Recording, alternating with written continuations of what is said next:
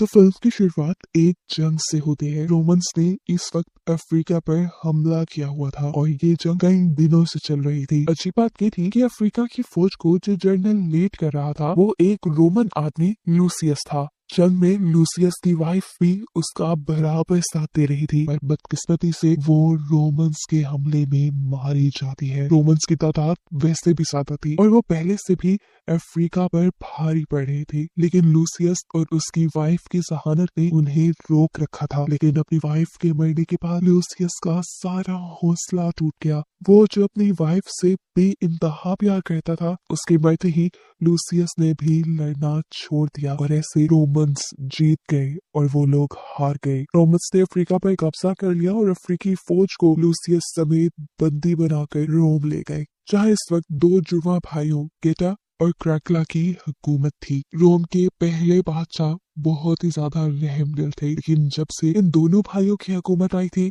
यहाँ की सारी आवाम परेशान रहती थी क्योंकि ये बहुत जालिम थे। यहाँ तक कि क्रैकुला की तो दिमागी हालत भी ठीक नहीं थी। खैर, जनरल मार्कस की लीडरशिप में इन्होंने ये जंग जीत दी थी, जिसके जश्न के तौर पर गेटा एक प्रोग्राम रखता है अपनी और अपनी आवाम की एंटरटेनमेंट के लिए। ये एक फाइटिंग प्रोग्राम था जिसमें अब वो लोग अपने दुश्मनों का सामना करवाने वाले थे, बहुत ही भारी और खूनखार बंदरों से। लूसियस समेत बहुत सारे कैदियों को जंग के इस मैदान में लेके आया जाता है। यहाँ पे ही लूसियस को एक फ्लैशबैक आया, उसके बचपन का फ्लैशबैक। उसे ऐसा लगा कि जैसे ये जगह जानी पहचानी है, वो यहाँ रहता हो। उसे याद आया कि बचपन में जब वो छोटा था तो इसी मैदान से उसकी मॉम ने उसे कुछ सोल्जर्स के साथ यहाँ से भेज दिया था। साफ मतलब है कि लूसियस का इस जगह से कोई गहरा ताल्लुक है। प्रेजेंट में देखने को मिलता है कि यहाँ जंग के मैदान में जंग शुरू हो गई थी। दुश्मन सोल्जर्स के ऊपर खूनखार बंदरों को छोड़ दिया गया था। जो खूनखार बंदर एक ही लम्हे में हमला करके बहुत सारे सोल्जर्स को मार चुके थे। उनके मारने का अंदाज ऐसा था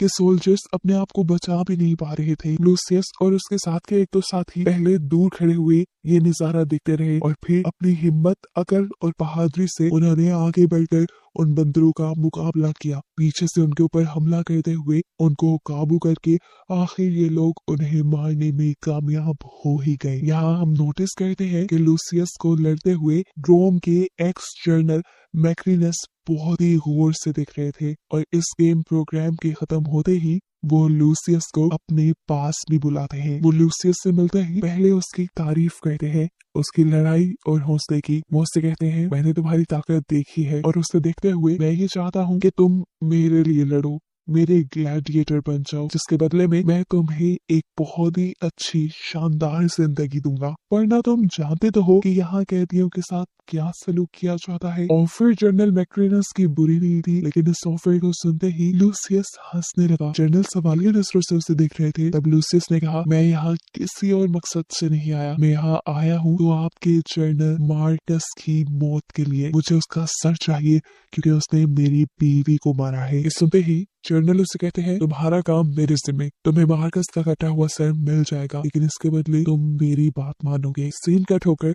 अब हमें जनरल मार्कस को उनकी वाइफ लुसीला के साथ दिखाया जाता है। लुसीला रोम की शहजादी थी। ये रोम पहले उसके डैड का था और उसके डैड के मरने के बाद ये सारा रोम लुसीला के हस्बैंड को दे दिया गया, जिसकी भी एक जंग में मौत हो गई और अब लुसीला की जनरल मार्कस से शादी की गई थी। यहाँ जनरल मार्कस लुसीला से बात कर रहे थे कि अब इस हुकूमत के हकदार वो है, गेटा और कार्कला नहीं। इसीलिए उन्होंने बगावत का प्लान किया है और कुछ दिन बाद वो खुद गेटा और कार्कला के खिलाफ एक बड़ी जंग रखने वाले हैं। कई सिंकट होकर हमें दिखाया जाता है कि लूसियस को दोबारा एक ग्लैडिएटर से यानी एक प्रोफेशनल फाइटर से लड़ने के लिए बुलाया गया था और ये फाइट भी सिर्फ यहाँ के एम्परर्स यानी यहाँ के हुक्मरानों की एंटरटेनमेंट के लिए रखी गई थी। इस मर्तबा जो ग्लैडिएटर लूसियस के मुकाबले में आया था वो सालों से चैंपियन रहा था और आज तक उसे कोई हरा नहीं पाया। इसी वजह से वो लूसियस पे भी भारी पड़ता रहा, लेकिन लूसियस ने भी हिम्मत नहीं हारी। पहले अपने डिफेंस के लिए लड़ा और आखिर फिर सामने वाले ग्लैडिएटर की कमजोरी को भांपते हुए उसके हाथों को पकड़कर कंट्रोल करते हुए उसी के चाकू से उसे स्टैप करके मार देता है। ये वो टाइम था जब सब हैरानी से खड़े हो गए थे। लूसियस ने अब तक के सबसे एक्सपीरियंस ग्लैडिएटर को मार डाला था। गेटा भी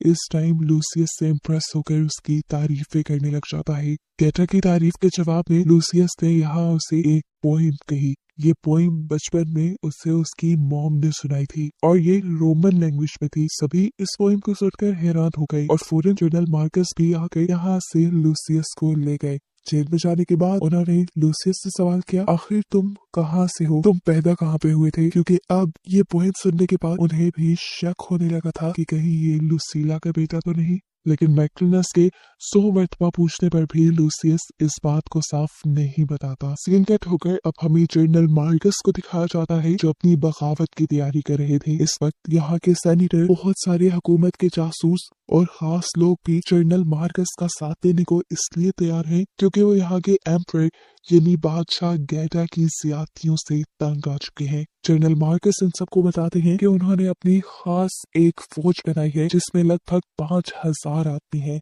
और वो उसी फौज के जरिए इस महल के ऊपर हमला करवाएंगे। अब अगला दिन आ जाता है और हम देखते हैं कि गेटा ने एक और ग्लैडिएटर के साथ लड़ाई रख ली थी, वो भी लूसियस और उसके आदमियों के लिए। इस मरतबा ग्लैडिएटर था एक राइनोसोर और उसको रोमन सोल्जर ही कंट्रोल कर रहा था। अगर कोई राइनोसोर के हाथों बच जाता तो ये सोल्जर कोड़े मार के उस आदमी को खत्म कर देता। ये लड़ाई इतनी खतरनाक थी कि इस मैदान से किसी भी कैदी का बचकर जाना नामुमकिन था। लड़ाई शुरू हो जाती है। लूसियस से पहले उसके कई साथी कैदी को इन राइनोसोर्स के मुकाबले में लाया जाता है जिनको राइनोसोर अपनी एक एक टक्कर की वार से ही मार चुका था। और अब फाइनली बारी आई थी लूसियस की। लूसियस ज़हीन था। वो राइनोसोर के पहले हमले से तो साइड पे हटकर अपनी जान बचाता है और दूसरी मरतबा जब राइनोसोर हमला करने के लिए लूसियस के करीब आया तो उसने मैदान से मिट्टी उठाकर उसे हवा में ऐसा उड़ाया कि राइनोसोर को वो नजर ही ना आए। ये करते ही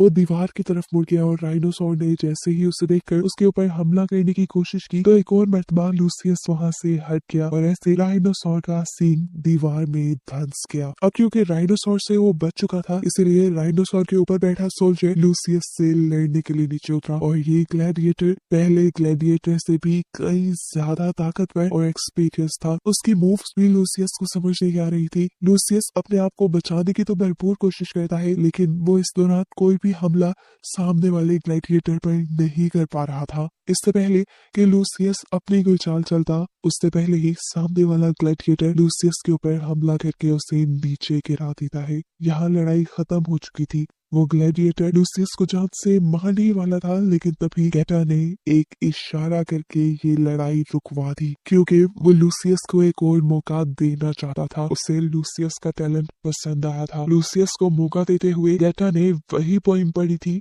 जो पिछली गेम में जीतने के बाद लूसियस ने उसके लिए कही थी। गेटा के मुंह से ये पोइम सुनकर लूसीला को बहुत सारी पुरानी बातें याद आई। ये पोइम उसे सुनी सुनी लग रही थी लेकिन उसने ये कहाँ सुनी थी, कहाँ पढ़ी थी, उसे याद नहीं आ रहा था। कमरे में जाके भी वो इसी सोच में, इसी कश्मकश में पड़ी रही और आखिर उसे याद आ ही गया कि जब अपने हस्बैंड के मरने के बाद वो लूसियस यानी अपने बेटे को दूसरे सोल्जर्स के साथ यहाँ से भेज रही थी तो तब उसने अपने बेटे से ये पोइम कही थी। ये देखकर लूसीला समझ गई कि लूसियस कोई और नहीं बल्कि उसका सगा बेटा है। यहाँ फ्लैशबैक में हमें दिखाया जाता है कि आखिर क्यों लूसीला ने लूसियस को अपने से इतना दूर भेज दिया था। लूसियस के जब डैड एक जंग में मरे थे तो उस टाइम लूसियस की उम्र बहुत छोटी थी और कानून के मुताबिक अगला बादशाह लूसियस ही होने वाला था लेकिन उसकी छोटी उम्र की वजह से कोई भी उसे मारकर ये तख्त ले सकता था। अपने बेटे की जान बचाने के लिए तब लूसीला ने बहुत बड़ा फैसला किया और अपने बेटे को यहाँ से बहुत दूर भेज दिया। लूसीला अब और देर ये तख्त, ये हुकूमत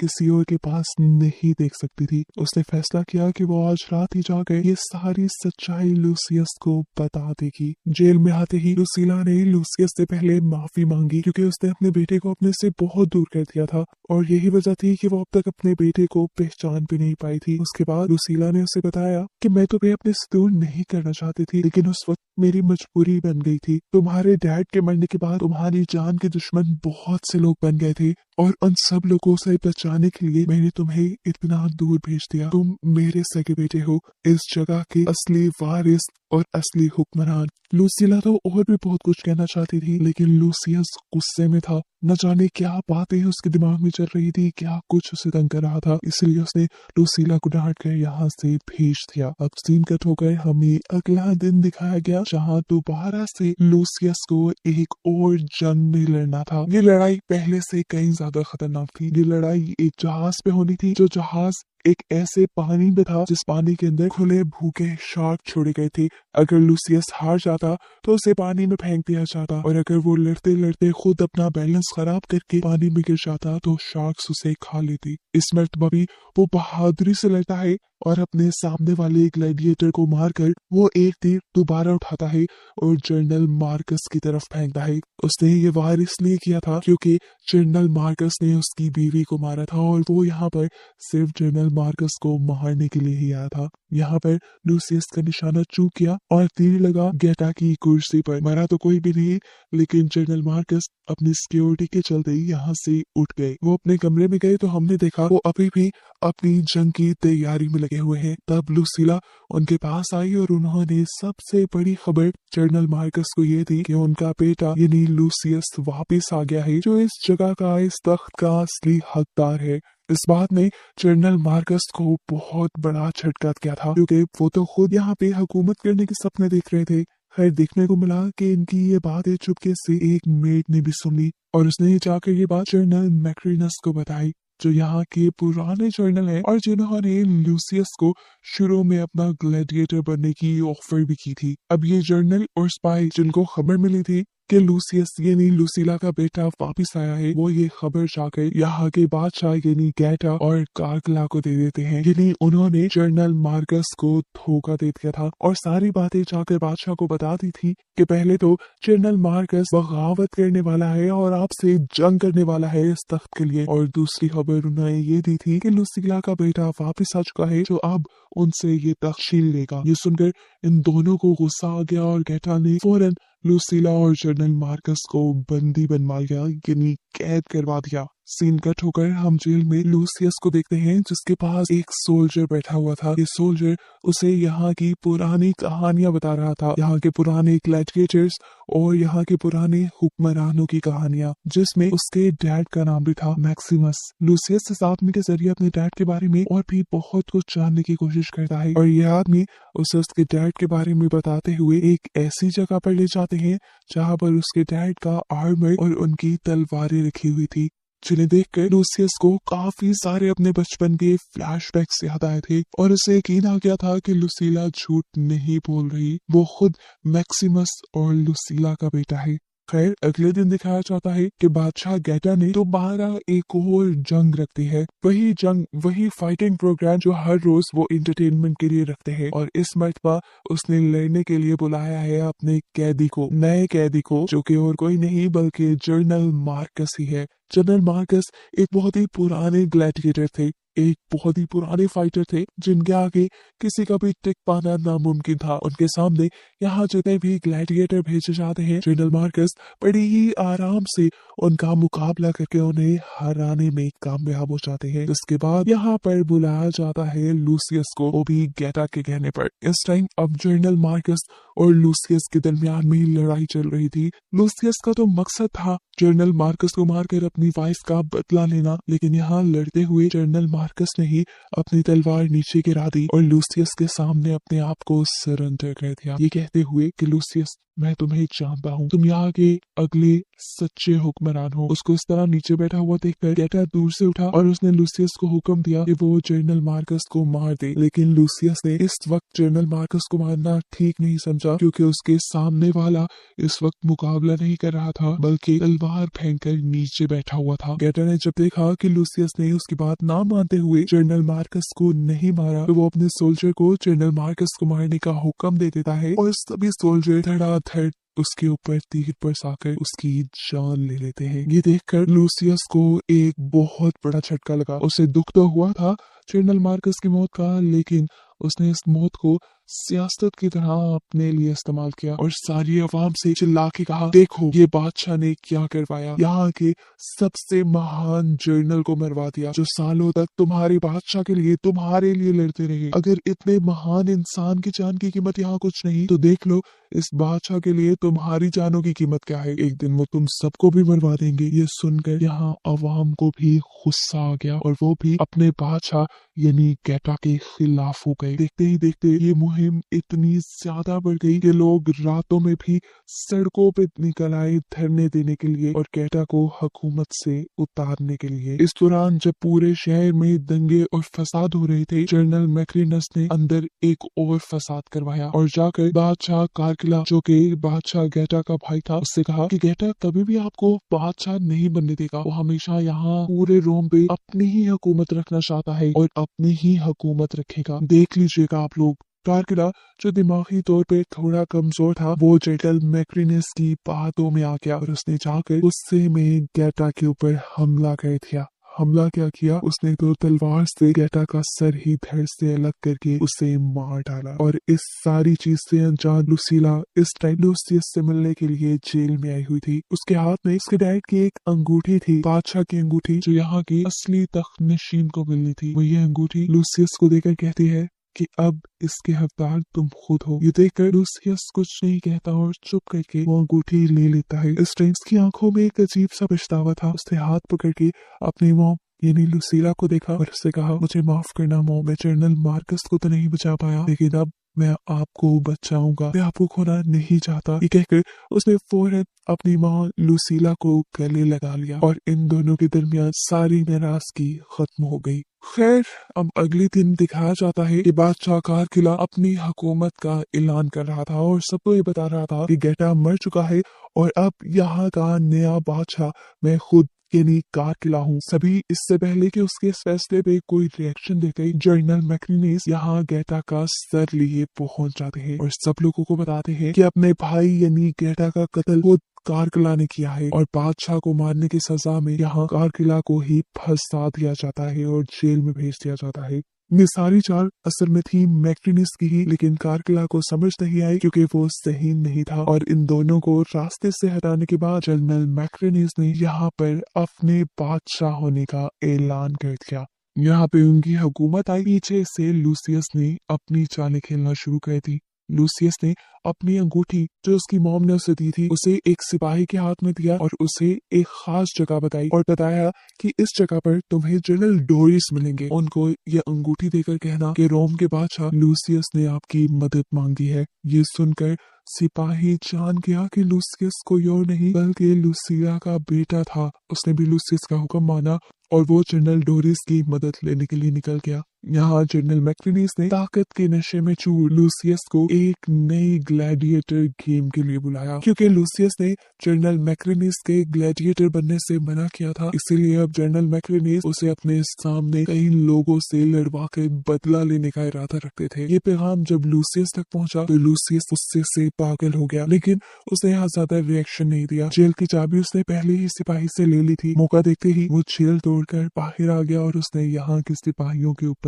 हमला कर दिया। वो यहाँ से आजाद होकर भाग चुका था क्योंकि उसे जाकर जनरल डोरिस की फौज के साथ मिलना था और आकर यहाँ जनरल मैक्रिनिस के ऊपर यानी रोम के ऊपर हमला करना था, अपनी हुकूमत अपना हक लेने के लिए। इस बात को ज्यादा देर नहीं लगती और ये खबर जनरल मैक्रिनिस तक भी पहुंच जाती है कि जनरल डोरिस अपनी पूरी फौज के साथ यहाँ हमला करने के लिए आ रही है। ये देखकर उन्होंने भी ये जो प्रोग्राम सेट किया हुआ था, उस प्रोग्राम से उन्हें उठना पड़ा और जंग के लिए तैयार होना पड़ा। कुछ देर बाद हमें एक जंग का माहौल दिखाया गया जहाँ आमने सामने दो फौजें थी। एक रोमन फौज इन्हें जनरल मैक्रिनिस लीड कर रहे थे और दूसरी फौज से लूसियस और जनरल डोरिस लीड कर रहे थे। हालांकि लूसियस और जनरल डोरिस की फौज कम थी, लेकिन इनकी बहादुरी और जुर्रत बहुत ज्यादा थी। ये फौजें आपस में लड़ने लग जाती है। अब यहाँ जहाँ दो फौजें लड़ रही थी, वहीं पर जनरल मैक्रिनिस और लूसियस भी आमने सामने आ गए और लूसियस ने उनसे कहा कि मैं रोम को तुम जैसे लोगों से बचाने के लिए लड़ रहा हूँ। ये कहते ही इनके दरमियान फाइट शुरू हो गई। फाइट इनकी